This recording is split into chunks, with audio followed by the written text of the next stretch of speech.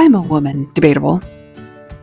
I'm an AFAB person, and my partner is either male or was assigned male at birth. And I like staying at home, taking care of the house, cooking, cleaning, taking care of any children or pets that we might have. And I also enjoy wearing feminine clothing, like dresses and high heels, and maybe occasionally some makeup. And I also probably do my hair. Tradwife, witch. Who do you know she is a witch? She looks like one. So JoJo Siwa's name is once again on everybody's lips. If you need to catch up on what's been going on with her, go ahead and watch the video that I made about her budding relationship with Chris Hughes and about them getting together on Celebrity Big Brother UK. And if you're new here, hi, I'm Melody, and on my channel I usually discuss K-pop and other music adjacent happenings on the internet. So if those kinds of things pique your interest, go ahead and subscribe and hang out with me for a while. So Siwa is officially in a relationship with Chris Hughes and is apparently settling into the girlfriend life.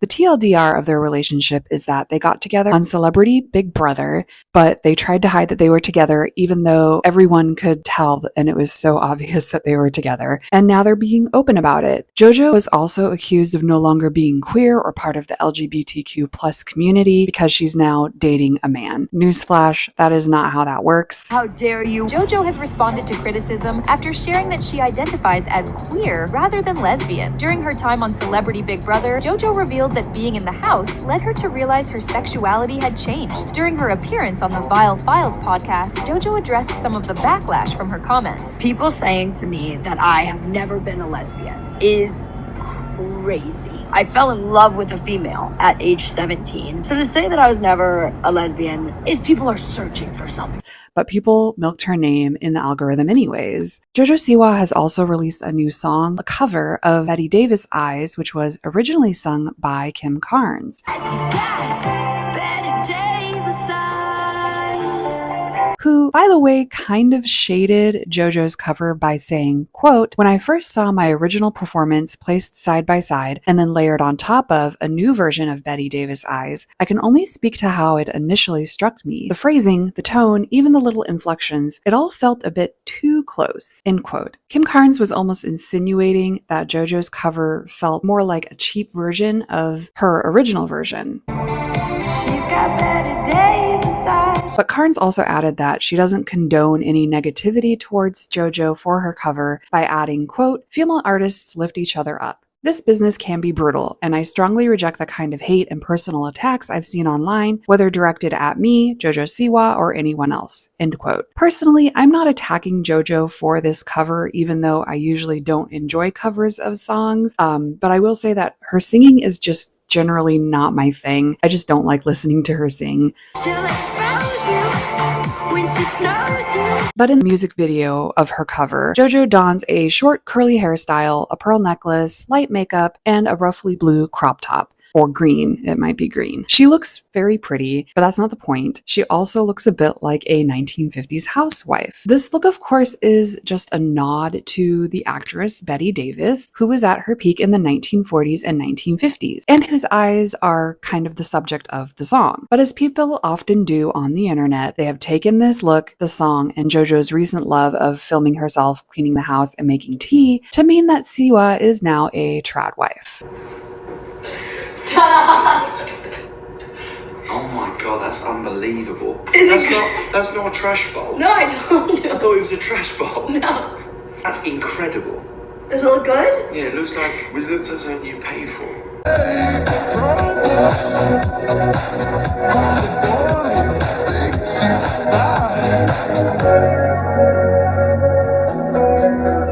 A few months ago, JoJo Siwa's music videos looked like this, and now a snippet of her latest video looks like this, where she's dressed in a very 1950s housewife kind of vibe. Now, the rise in conservatism has been everywhere recently, from Pretty Little Things rebrand to the tradwife movement. And while some think that JoJo's new vibe signals the way society is heading in general, others say that it's just a bit of fun and that she should be allowed to experiment.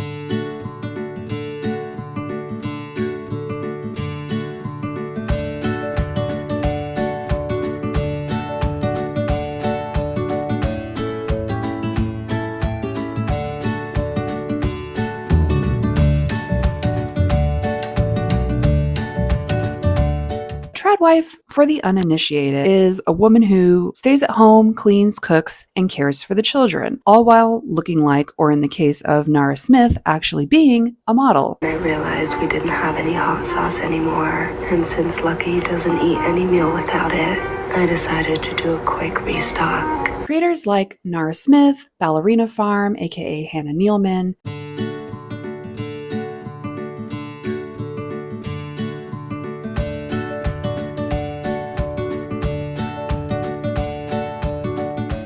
SD Williams. Hey guys, and welcome back to my channel.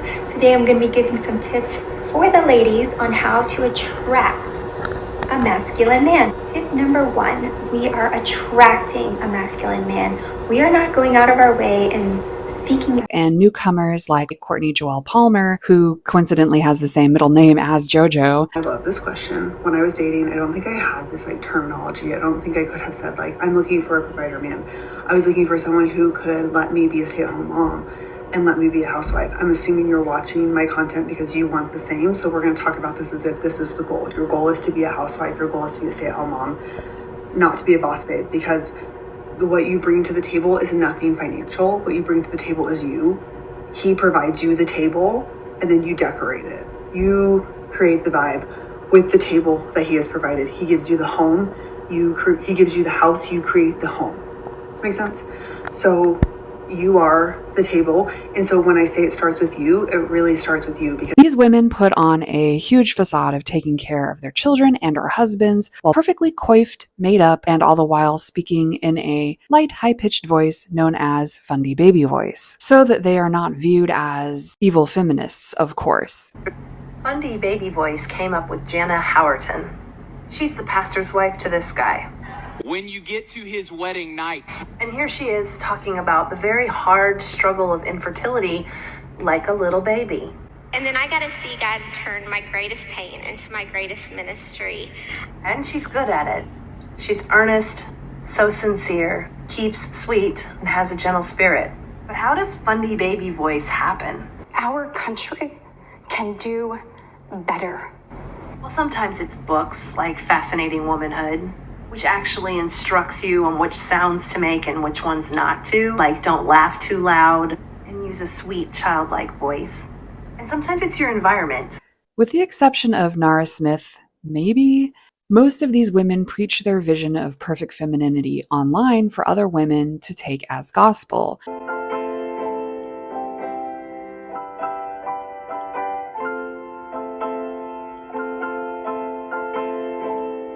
They proclaim that their relationships are perfect because they submit to their husbands and live in their divine feminine flow. Even worse, some, like Courtney, are inadvertently, maybe, promoting their kinks to unsuspecting audiences. let's talk about princess treatment if you're at a restaurant and how you interact with the waitstaff and the hostess. If I am at a restaurant with my husband, I do not talk to the hostess, I do not open any doors, and I do not order my own food. This is how being a tradwife is portrayed online anyway. In reality, being a tradwife usually comes with a whole lot of religious trauma and abuse and keeps the women financially and socially dependent on her husband to her detriment. Nara Smith and Hannah Nealman are both, or in the case of Nara Smith, were members of the Church of Jesus Christ of Latter-day Saints, aka Mormons.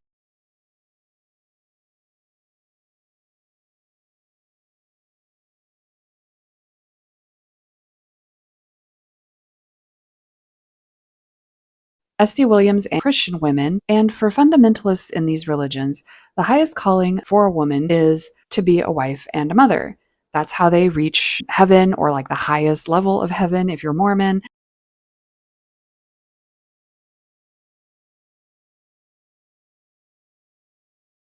But by submitting to their husband's will and being as feminine as humanly possible.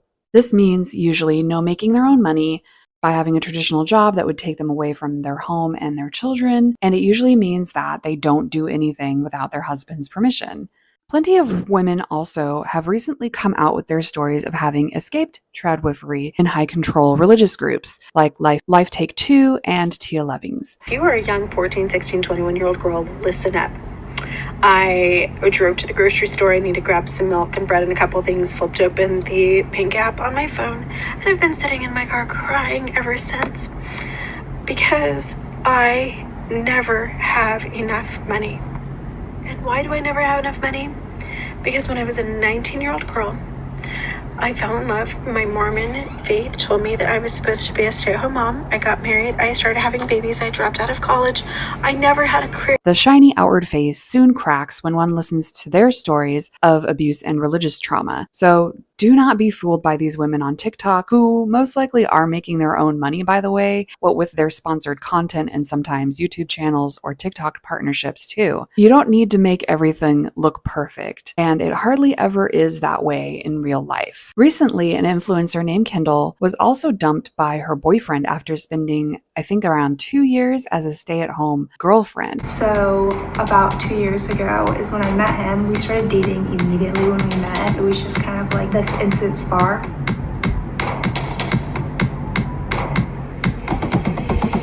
I think our relationship is definitely on the more traditional side of things.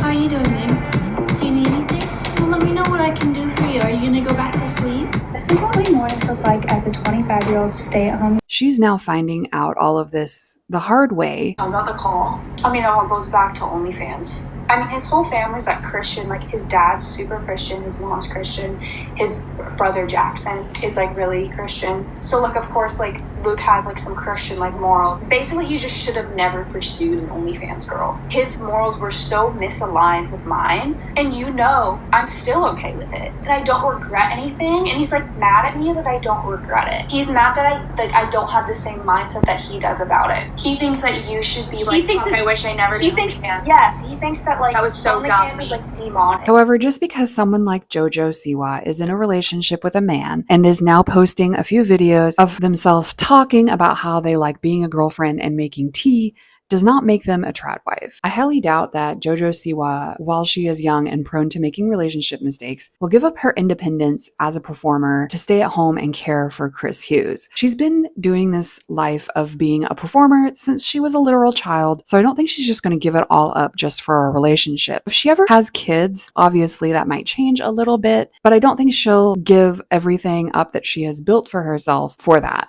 For his part, Chris also doesn't seem like the kind of guy to make JoJo do that either, or even to ask her to do that. He's been incredibly supportive of her career so far, and I don't really see that changing anytime soon. He seems like a nice enough guy, and as far as I could tell, he doesn't come from any kind of fundamentalist religious background, so I don't think he'll be chaining JoJo to the kitchen anytime soon. While JoJo's family is religious, she has not in recent times discussed this, and none of her family seems to be like really religious fundamentalists in any type of way. So overall, I can confidently say that no, JoJo Siwa is not becoming a true tradwife. Of course, JoJo and her team are experts at rage baiting. This isn't the first time that JoJo's marketing has been more about negativity than positivity, and I don't think it's the last either. Remember when JoJo quote-unquote invented gay pop? I said it back in the day when I first signed with Columbia. I said I wanted to start a new genre of music, and they said, what do you mean? And I said, well, it's called gay pop. And they were like, what's that? And I was like, it's like K-pop, right?